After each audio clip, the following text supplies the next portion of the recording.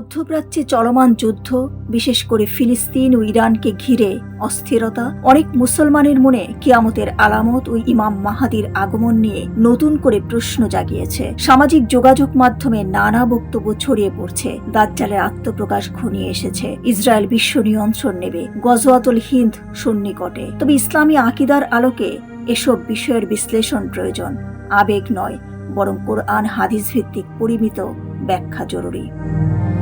পবিত্র কোরআনে কিয়ামতের সময় নির্দিষ্ট করে বলা হয়নি। সূরা আরাফে আল্লাহ বলেন, কিয়ামতের জ্ঞান কেবল আমার কাছেই। মহানবী হযরত মুহাম্মদ সাল্লাল্লাহু আলাইহি সাল্লামকে কিয়ামতের সময় জিজ্ঞেস করা হলে তিনি জানান, এর সুনির্দিষ্ট সময় কেবল আল্লাহই জানেন। হাদিসে কিয়ামতের বড় আলামতগুলোর মধ্যে দাজ্জালের আগমন, ঈসা আলাইহিস সালামের অবতরণ, ইমাম মাহাদির আবির্ভাব, ইয়াজুজ মাজুজের ফিতনা ইত্যাদির কথা এসেছে। তবে আলেমরা সতর্ক করেছেন, এসব আলামতকে নির্দিষ্ট সমসাময়িক ঘটনা বা রাষ্ট্রের সঙ্গে সরাসরি মিলিয়ে দেখা সবসময় সঠিক পদ্ধতি নয়।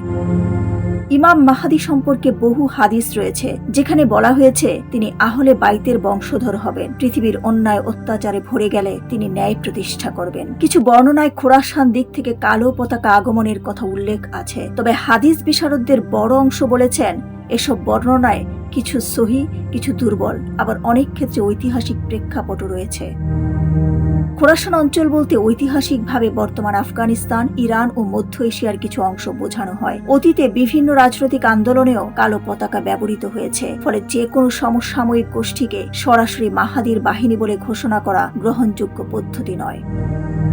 বিশিষ্ট আলেমরা বলেন, ইমাম মাহাদির আগমন অবশ্যই হবে, এটি সুন্নি আকিদার অংশ। তবে অতি নিকটে বলে নির্দিষ্ট সময় নির্ধারণ করা বা বর্তমান যুদ্ধকে তার পূর্বাভাস হিসেবে চূড়ান্তভাবে ঘোষণা করা শরীয়ত সম্মত নয়। দাজ্জাল সম্পর্কে হাদিসে এসেছে, তিনি বড় ফিতনার মাধ্যমে মানুষকে বিভ্রান্ত করবেন, কিন্তু কোনো নির্দিষ্ট রাষ্ট্র বা জাতিকে দাজ্জাল বলে ঘোষণা করা কোরআন হাদিস সম্মত নয়।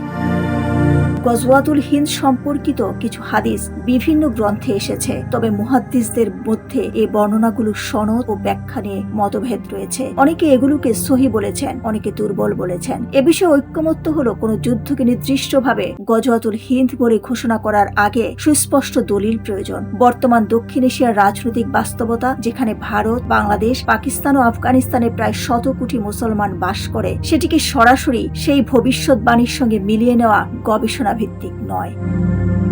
1/3 মুসলমান শহীদ হওয়ার প্রসঙ্গ নির্দিষ্ট সহিহ সূত্রে সর্বসম্মতভাবে প্রমাণিত নয়, ফলে আতঙ্ক ছড়িয়ে দেওয়ার পরিবর্তে আলেমদের পরামর্শ, এ বিষয়ে সংযত থাকা জরুরি। মুসলমানের করণীয় হচ্ছে ঈমান দৃঢ় রাখা, অন্যায় থেকে বাঁচা, নামাজ, রোজা, জাকাত সহ ফরজ ইবাদতে যত্নবান হওয়া, ফিতনার সময় ধৈর্য ধরা।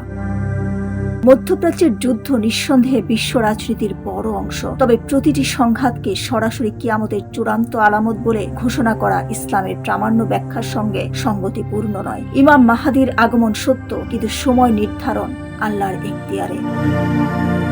দিলরুবা খান, ডেস্ক রিপোর্ট, সোনালী নিউজ।